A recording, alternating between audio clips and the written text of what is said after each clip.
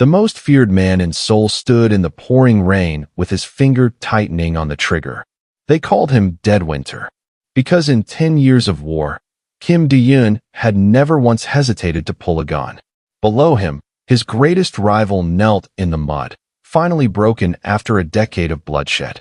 The city's elite watched from beneath their umbrellas, holding their breath for the shot that would end a dynasty. But then the crowd parted. A flash of bright yellow stepped into the line of fire. A little girl, no older than 6. She walked straight between the gun and the man on his knees. She didn't scream. She didn't cry. Instead, she reached into her pocket and pulled out a tattered photograph soaked by the rain. And when Kim Do-yoon saw the face in that picture, the most ruthless mafia boss in Seoul froze. Because the man in that photograph was him.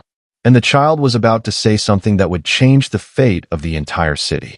Like, subscribe and share for more stories like this. Lee Jae-hyun didn't earn the name Dead Winter because he was loud or prone to fits of rage. He earned it because he was absolute. In the glass-walled boardrooms and the neon-soaked back alleys of Seoul, his presence was felt like the first sharp drop in temperature before a killing frost. He moved with a clinical, terrifying efficiency that suggested he had long ago scrubbed the human parts out of his soul to make room for more strategy. To Jae-hyun, power wasn't about the display of wealth. It was about the math. It was the cold calculation of who owed what, who had strayed from their lane, and exactly what it would cost to balance the scales. For 10 years, the largest unbalance in his ledger had been Kim Suk-jin. The rivalry wasn't just business. It was a ghost that haunted the foundation of the Lee Syndicate. While Jae-hyun was the ice, Suk-jin had been the friction, the only man who knew the gaps in Jae-hyun's armor, and the only one who dared to occupy the districts Jae-hyun claimed as his own. To the outside world, their war was a legendary struggle for the soul of the city's underworld. But to Jae-hyun, Suk-jin was a lingering infection that required a final, surgical removal. He had spent a decade stripping away Suk-jin's assets, cornering his lieutenants, and narrowing his world until it was nothing more than this single, rain-slicked street corner. As the rain hammered down against the black umbrellas of his silent enforcers, Jae-hyun looked down at the man on his knees. This was the moment the math finally added up to 0. He felt no surge of adrenaline, no heat of triumph. There was only the heavy, satisfying click of the safety being disengaged on his custom handgun. He viewed the execution as a professional necessity, a closing of a chapter that had stayed open far too long. He had trained himself to believe that mercy was a luxury for the weak, a thaw that only led to rot. In his world, if you didn't finish the kill eventually finished you. The bystanders in the background were a blur of terrified faces, their gasps swallowed by the rhythmic drumming of the storm. Jae-hyun's finger tightened. He was a man who lived by the rule of the lane. Stay in yours or be crushed. He had never once stepped out of his, and he certainly never expected anyone to step into it. Especially not now. He was seconds away from cementing his legacy as the undisputed king of the frost, a man who had finally silenced the only voice that could remind him of who he used to be before the winter set in. The muzzle was steady, aimed at the center of Suk-jin's lowered head, until a flicker of bright, impossible yellow cut through the gray curtain of the rain, moving with a speed that defied the heavy atmosphere of death. The silence that followed was more deafening than the thunder. Jae-hyun's finger, which had never trembled in a decade of violence, froze against the trigger. He looked down at the small, rain-streaked photograph the girl held with a grip that was remarkably steady for someone so small. The image was battered, its edges softened by years of being tucked into pockets and hidden under pillows, but the faces in the frame were unmistakable. It was a Polaroid of 2 young boys sitting on a rusted swing set in the courtyard of a dilapidated orphanage on the outskirts of Incheon. One boy was tall and protective, his arm thrown over the shoulder of the smaller, scrawnier one who was grinning as if he didn't have a care in the world. In an instant, the cold rain of the Seoul street vanished, replaced by the memory of the biting winter of 1995. Jae-hyun remembered that swing set. He remembered the shared bowls of thin soup and the way they had promised to be brothers of the frost, swearing that no matter how cold the world became, they would keep each other warm. The tall boy in the photo was him. Before the syndicate recruited him, before he learned that the only way to stop feeling the cold was to become the ice himself. And the smaller boy, the one with the gap-toothed smile and the eyes full of hope, that was Suk-jin. The realization hit Jae-hyun with the force of a physical blow. For 10 years, he had hunted Suk-jin as a rival, a nuisance, an enemy to be deleted from the ledger. He had let the math of the Mafia erase the memory of the boy who had once shared his only blanket.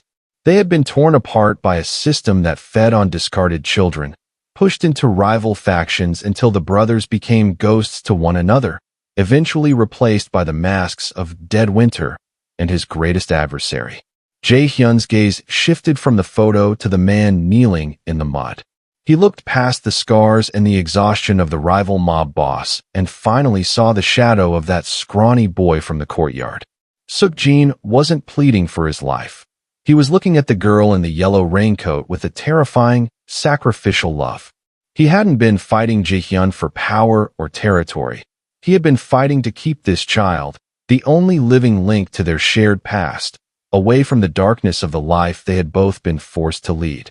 The handgun felt suddenly heavy, an anchor pulling Jae-hyun down into a sea of regret. The math he had lived by for a decade was beginning to fracture. If he pulled the trigger now, he wouldn't just be killing a rival. He would be murdering the only person who remembered who Lee Jae-hyun was before he became a monster. The girl looked up at him, her dark eyes reflecting the cold steel of his weapon, waiting for the man known for his ruthlessness to prove that the Dead Winter was all that remained of the boy on the swing set. The tension in the street shifted from a cold calculation to a suffocating, atmospheric pressure. Jae-hyun's elite guard, men trained to follow orders without a heartbeat of hesitation, began to shift their weight. Their black umbrellas tilted as they glanced at one another, their eyes darting from the lethal barrel of Jae-hyun's weapon to the small, defiant figure in the yellow raincoat. They were prepared for a gang war, for a drive-by, for a police raid, but they were not prepared for this. The Dead Winter was supposed to be a force of nature, unmoving and unfeeling, yet he remained paralyzed by a child who barely reached his waist. Behind the line of armed men, the crowd of bystanders watched with morbid fascination. The rain slicked the pavement, reflecting the flickering neon of the city and the harsh, clinical light of the standoff. No one dared to breathe. To interfere with Lee Jae-hyun was to invite a quiet, permanent disappearance. Yet here was a girl who seemed entirely unaware of the monster she was challenging. Or perhaps, more terrifyingly, she was the only one who knew the man behind the monster. "Move, child." Jae-hyun's voice finally broke, but it wasn't the command of a king. It was thin, frayed at the edges, sounding more like a plea. Sumin didn't flinch. She took a step closer, her small yellow boots splashing in the muddy water that pooled around Suk-jin's knees. She didn't look at the gun. She looked directly into Jae-hyun's eyes, searching for the boy from the swing set. "No," she said, her voice high and clear, cutting through the low rumble of distant thunder. She reached out a hand, not to push the gun away, but as if trying to touch Jae-hyun's sleeve. "You promised," she whispered, the words carrying an impossible weight across the wet asphalt. "The man in the photo, he told me you promised you'd never hurt him again. He said you were the one who protected him when the world was cold. Why are you the cold one now?" The air seemed to leave Jae-hyun's lungs. The trigger word wasn't a secret code or a tactical command. It was the simple reminder of a vow made in a frozen courtyard decades ago. Suk-jin let out a ragged, choked sob, his forehead pressing into the pavement. He hadn't told the girl about the Mafia wars or the betrayals. He had told her about the brother who once shielded him from the wind. Jae-hyun's lead lieutenant stepped forward, his hand tightening on his own weapon. "Sir," the man hissed, his voice full of professional urgency. "The Kim faction is mobilizing. We are exposed. We need to finish this now and move, or we'll be trapped in the open." But Jae-hyun didn't hear him. He was looking at the yellow raincoat, a bright, searing splash of color in a world he had spent years painting in shades of gray and blood. The child wasn't just a shield for Suk-jin. She was a shield for Jae-hyun's own humanity, standing between him and the final act that would turn his heart to permanent stone. The math had failed. The logic of the syndicate was screaming for blood, but the memory of the promise was screaming louder. The muzzle of the handgun, once an immovable extension of Jae-hyun's will, began to dip toward the wet pavement. It wasn't the threat of the rival faction or the frantic whispering of his lieutenants that disarmed him. It was the crushing weight of a memory he had spent half a lifetime trying to bury. As he looked at Soo-min, the dead winter persona, the armor he had forged from ice and silence, didn't just crack, it shattered. The math of the syndicate, the cold logic of eye for an eye, suddenly felt like a foreign language he no longer wished to speak. He realized that for 10 years, he hadn't been winning a war. He had been losing himself. A single droplet of rain rolled down the bridge of Jae-hyun's nose, mimicking a tear he refused to shed in front of his men. With a slow, deliberate motion, he engaged the safety. The metallic click echoed through the silent street like a gavel bringing a long, bloody trial to an end. He reached out, his gloved hand trembling almost imperceptibly, and gently pushed the barrel of the gun into the waistband of his trousers. The gasp that went up from his bodyguards was audible, a collective intake of breath from men who had never seen their leader retreat from a kill. "Boss, what are you doing?" his lead enforcer demanded, stepping into Jae-hyun's peripheral vision. "The street is crawling with Kim's shooters. If we don't end this now, we're dead men walking." Jae-hyun didn't turn to face him. His eyes remained locked on the little girl in the yellow raincoat. "The winter is over," he said, his voice raspy and raw, sounding like someone who hadn't spoken in years. He knelt in the mud, heedless of his expensive suit, bringing himself level with Soo-min. For the first time in a decade, the predatory sharpness left his gaze, replaced by a haunting, hollow recognition. He wasn't the Mafia boss in this moment. He was just a man looking at the wreckage of his own life.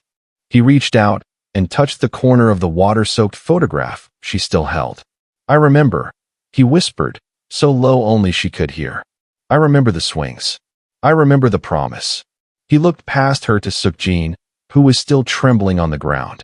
The hatred that had fueled Jae-hyun's rise to power had evaporated, leaving behind nothing but the cold, hard truth. They were both just broken children who had grown up to be monsters. Suddenly, a red laser danced across the yellow fabric of Soo-min's shoulder. A sniper from a surrounding rooftop, likely a third party looking to capitalize on the chaos. Jae-hyun's instinct screamed. In one fluid motion, he didn't reach for his gun. He lunged forward, throwing his large frame over the child and his rival, shielding them both with his body. The man who had spent his life dealing death had, in a heartbeat, decided that his only remaining purpose was to protect the life he had almost destroyed. The transition was total. The thaw wasn't a weakness. It was a reclamation of the man he was always meant to be. The transformation was as swift as it was absolute. With a series of sharp, barked commands that brooked no argument, Jae-hyun dismantled the execution squad.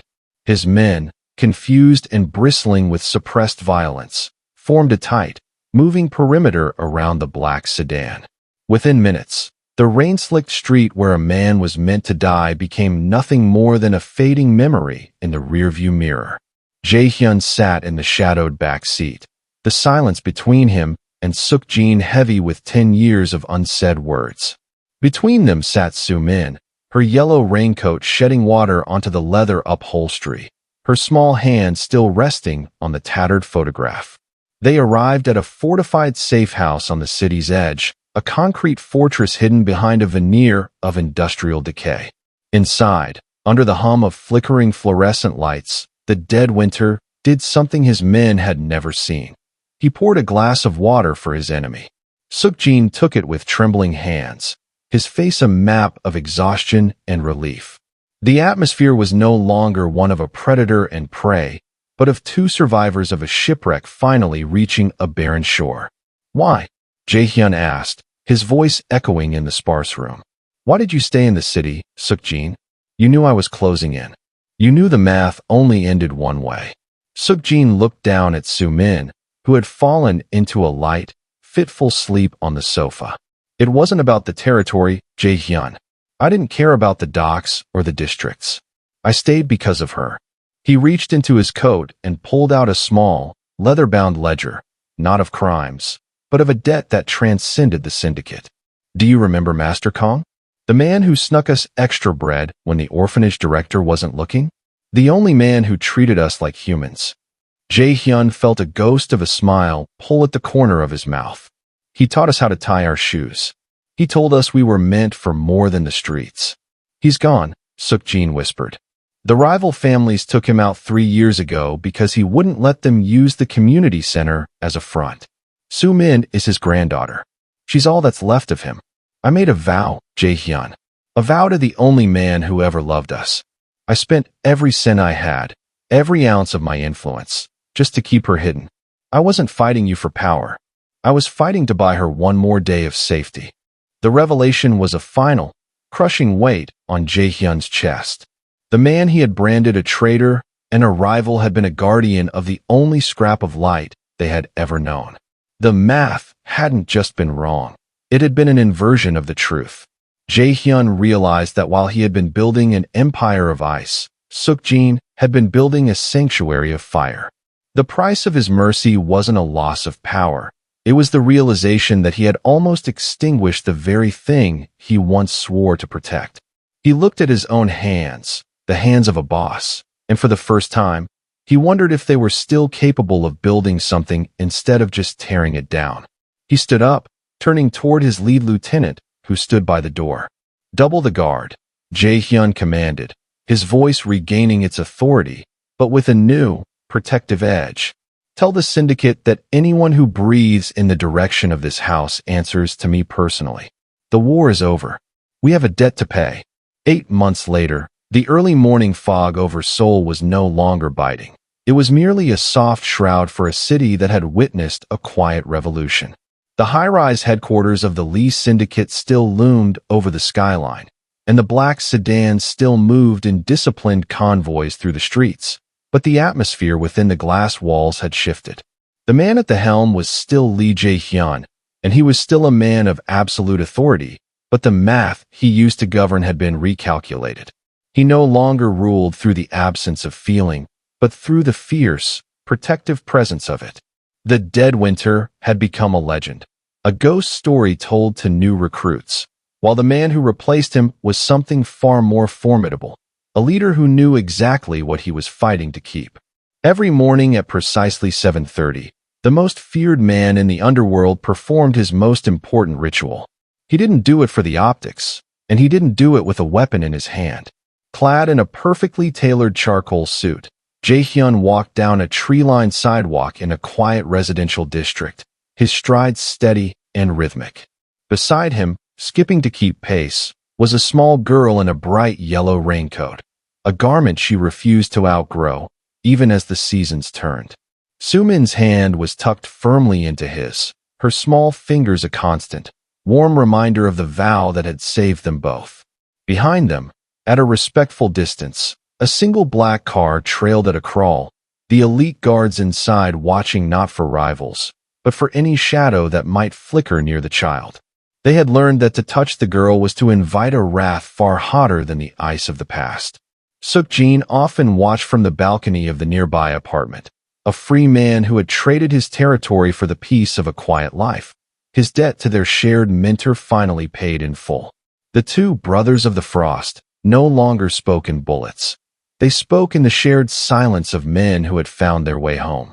As they reached the school gates, Jae-hyun knelt, ignoring the murmurs of other parents who recognized his face from the news. He adjusted the straps of Sumin's backpack with the same precision he once used to check a ledger.